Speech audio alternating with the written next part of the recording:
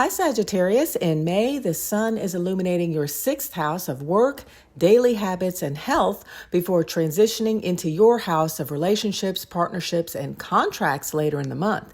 Pluto, the planet of transformation and change, has gone retrograde in your third house of community, communication, and siblings. Now, Justice, a major tarot arcana card, represents your overarching theme. Now, it's interesting as your seventh house will be quite activated later in the month. Could legal matters or contracts be in focus? For some, this could involve loans, inheritances, property sales, or a division of assets. You may also be lending a helping hand to a sibling or older relative. The Nine of Wands card is catching my eye. This is a Sagittarian card. So this tarot card suggests my Sagittarians continue to either hold their ground and or hang in there. Now, whether this is karmic justice or the legal system, your other cards appear to be quite positive. So this suggests a favorable outcome for you.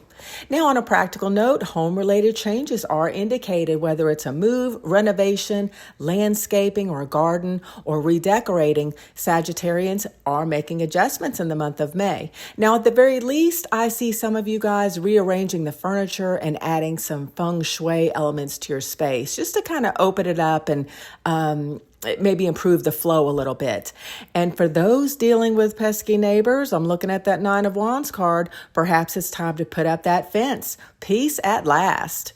Now, with your sixth house activated, work, health, and daily routines will also take priority this month. May is or will be a busy time for you at work.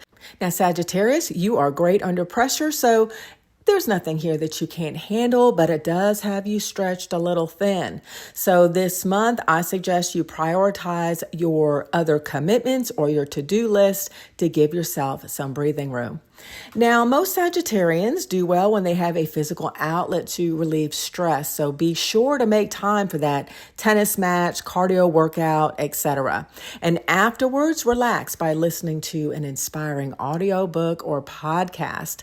Now, being short on time this month, consider preparing healthy make-ahead meals and snacks so that you stay mentally alert and on top of your game.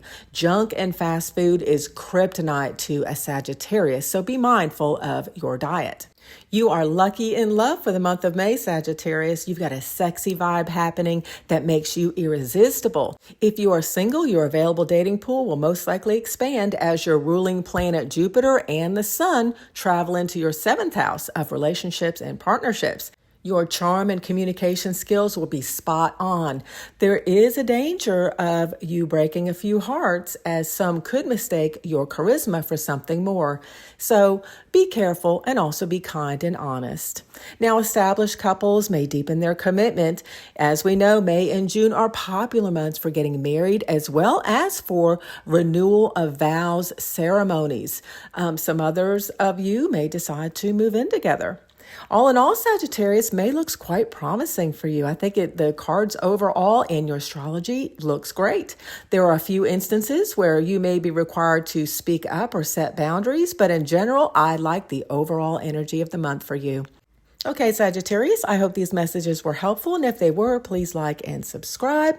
If you would like to schedule a personal reading with me, please contact me through my website, firemoonalchemy.com. I love you all, and I wish you the best for the month of May.